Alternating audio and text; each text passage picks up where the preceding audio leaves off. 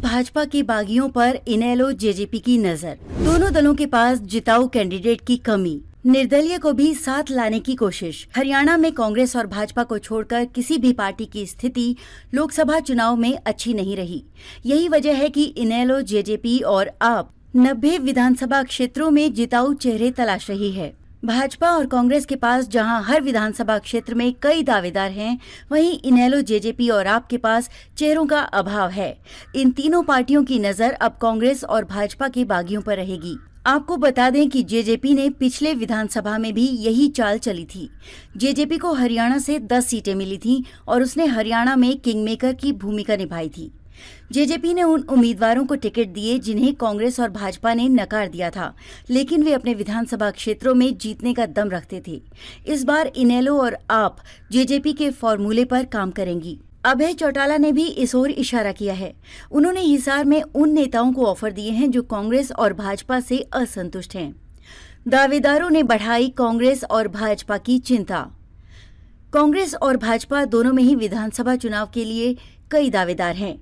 दोनों ही पार्टियां सर्वे के आधार पर टिकट बांटेंगी, लेकिन ये चुनाव लोकसभा चुनाव से बिल्कुल अलग होगा। इसमें स्थानीय मुद्दे और प्रत्याशी का चेहरा दोनों काम आएंगे। भाजपा और कांग्रेस की चिंता ये है कि उनके पास एक सीट के लिए 15 से 20 दावेदार हैं और टिकट सिर्फ एक को मिलेगा। उन जगहों पर स्थिति और भी खराब है जहां लोकसभा चुनाव में कांग्रेस और भाजपा आगे थीं। कांग्रेस ने दावेदारों से आवेदन भी लेना शुरू कर दिया है, जो 31 जुलाई तक जमा किए जाएंगे। कांग्रेस को 100 से ज्यादा आवेदन मिल चुके हैं, जबकि अभी 15 दिन बाकी हैं। भाजपा दे रही जिम्मेदारी, कांग्रेस दे रही पेशकश। विधानसभा चुनाव में नेताओं को संतुष्ट रखने के लिए भाजपा चुनाव के लिए अलग अलग जिम्मेदारी देकर अपने कुनबे को एकजुट रखने की कोशिश कर रही है। भाजपा ऐसे नेताओं को अलग अलग विधानसभाओं का प्रभारी बना रही है, उन्हें संगठन में एडजस्ट करने की कोशिश कर रही है। इसके लिए हरियाणा संगठन के शीर्ष नेताओं की ड्यूटी लगाई गई है कि वे नेताओं पर नजर रखें। दूसरी ओर कांग्रेस ने अभी से ये पेशकश शुरू कर दी है कि जिन लोगों को टिकट नहीं मिलेगा, कांग्रेस की सरकार आने पर उनका पूरा ख्याल रखा जाएगा। ये बात प्रध्यादेश उदय भान ने हिसार में कांग्रेस सम्मेलन में मंच से कही।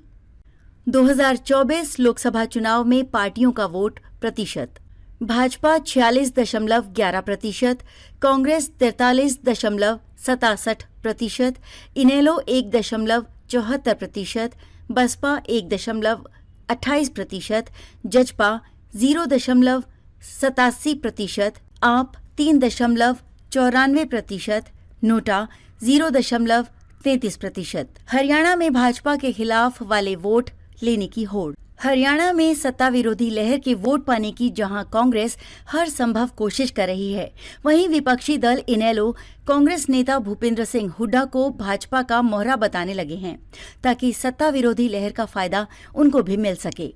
इस लोकसभा चुनाव में 53.79% वोट भाजपा के खिलाफ पड़े। सभी दलों की नजर इसी आंकड़े पर है।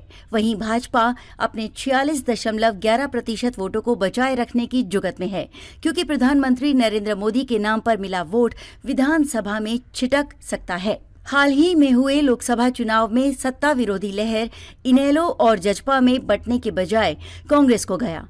इससे कांग्रेस को लोकसभा में 5 सीटें मिली, वहीं विधानसभा वाइज 42 सीटों पर बढ़त मिली। ऐसे में विपक्षी हुड्डा की पोल खोलने में लगे हैं।